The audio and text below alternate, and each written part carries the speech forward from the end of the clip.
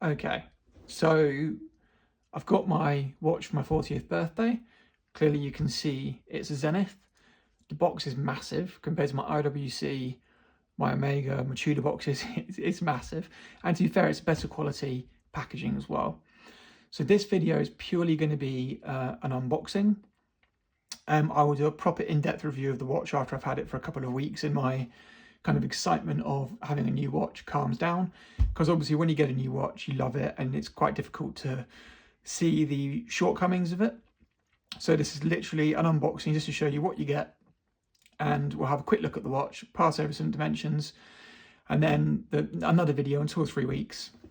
Once I've worn it for longer, I'll do a proper in-depth, I don't know, it'll probably be 15-20 minute video, I'd imagine, like they always seem to be, even though that's never my intention.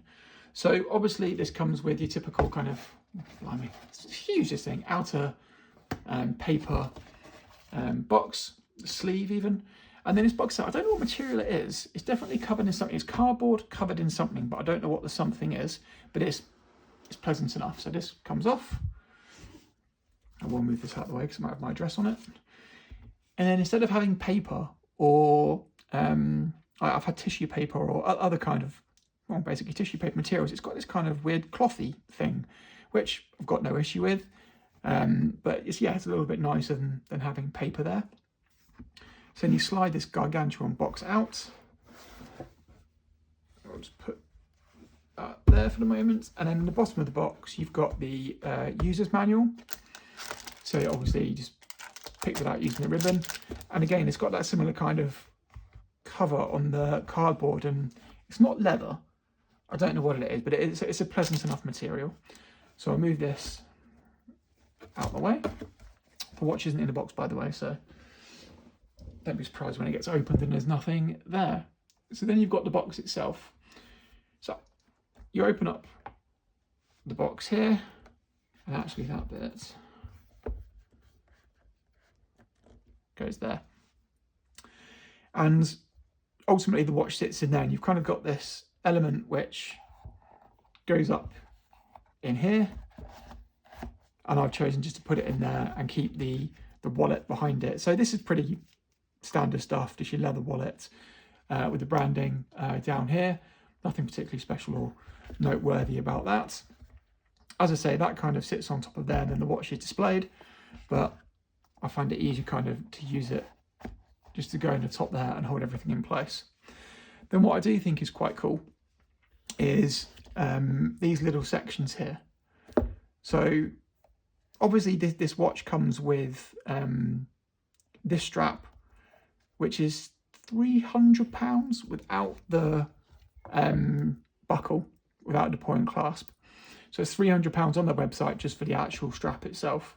But you've got room for 4 straps in here, which I think is pretty cool. I think the Tudor one has a little compartment at the back where you can put 1 strap, because they're quite good at giving you additional straps with your watches. So yeah, it's quite nice to have that little compartment to store all your other straps, because I will buy more when they come out with more. Again, I'm not sure what this material is. This feels like leather, nice and soft. But again, I'm not sure what the box is covered in, but it's pleasant enough. One thing I do find a little bit odd is this little pinhole down here. There is a pin kind of locator there, but it's not like there's a button or anything to release it, to open it for, I don't know, extra drama or pizzazz or whatever.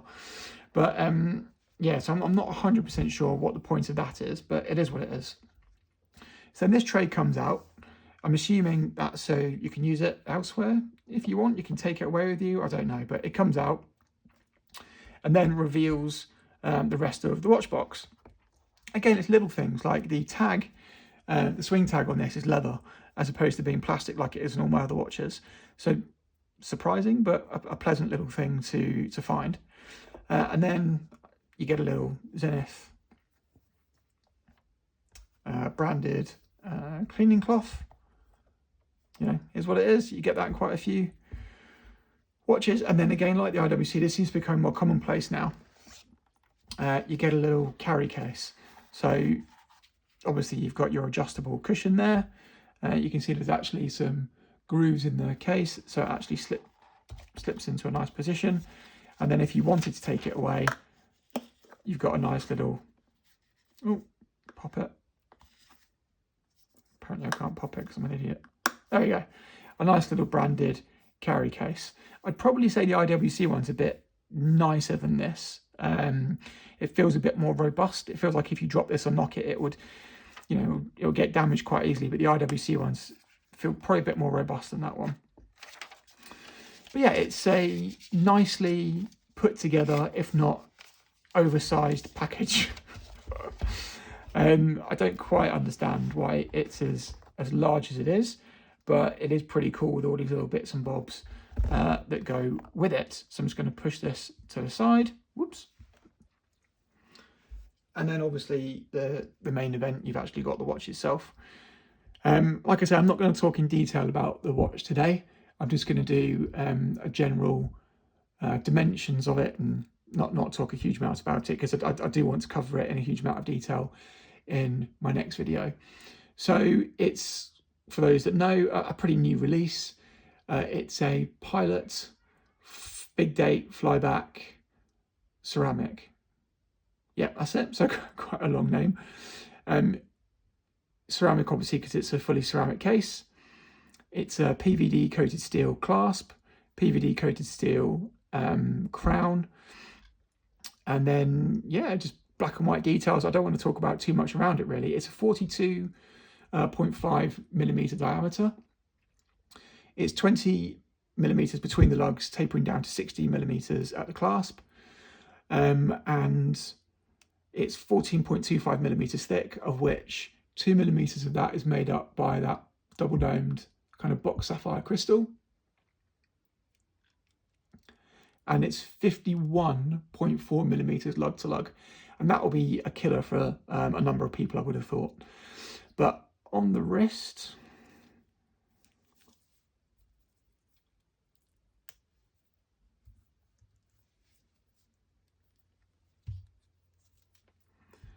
I think it looks really good. It fits my wrist. I've got a 7-inch wrist. It's like, as I always say, it's quite an oval shaped wrist.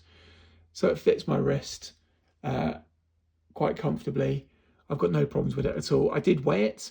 It actually comes in at 107 grams, which is exactly the same weight as my Tudor Pelagos 39 on the bracelet.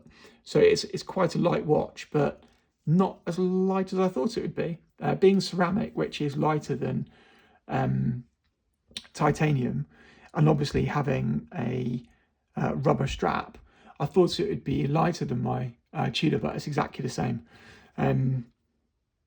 Actually, what I will do is it does have quick release spring bars, straps as well. Sorry, so really easy to do. Again, I'll show that in more detail in my next video. It's not the highest decoration of a movement, but it's still very pleasant to look at nonetheless. It's the El Primero movement. I think it's really nice. I'll go into the details about why the rotor looks like that and all that type of stuff. It's a flyback chronograph, so I'm just going to pop this back on. So you put it on, you can literally hear it click into place. So you can start the chronograph, and this feels fantastic. The push, oh, it's already going, there you go. The pushes feel really, really nice. So you can start it and stop it. And as it's going, everyone knows what a flyback is, but you can move it back and it just continues. But it's very, very nice to use. I don't know if you can hear this.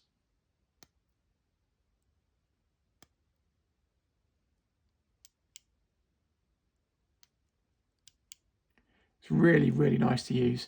The winding action is really smooth. I do like that a lot. And the only other feature I do want to show is the date wheel. So listen to this.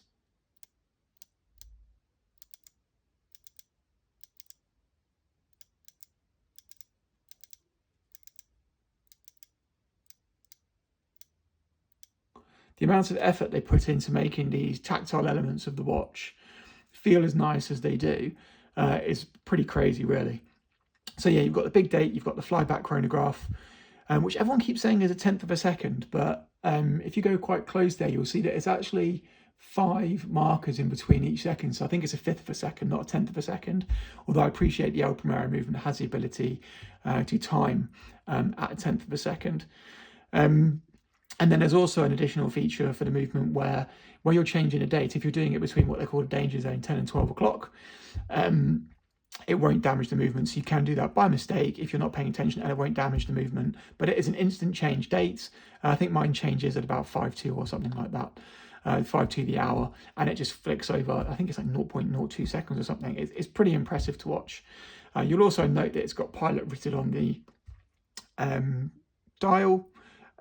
That's trademarked by Zenith. They're the only people that can actually do that. I do like the aesthetic of the watch. I do like the fact that these aren't pump style pushers. I do like the fact it's also got 100 meters water resistant, although I'm not convinced I'm going to put that to the test. So yeah, overall, super pleased with it. But as I say, I need more time with it before I really give a full review about what I think of it, and then go into more detail about the design of it, what I think about the design of it, the characteristics of it, the accuracy of it, and so on and so forth. But if you have any questions or anything you'd like to see in a video like that, then please let me know.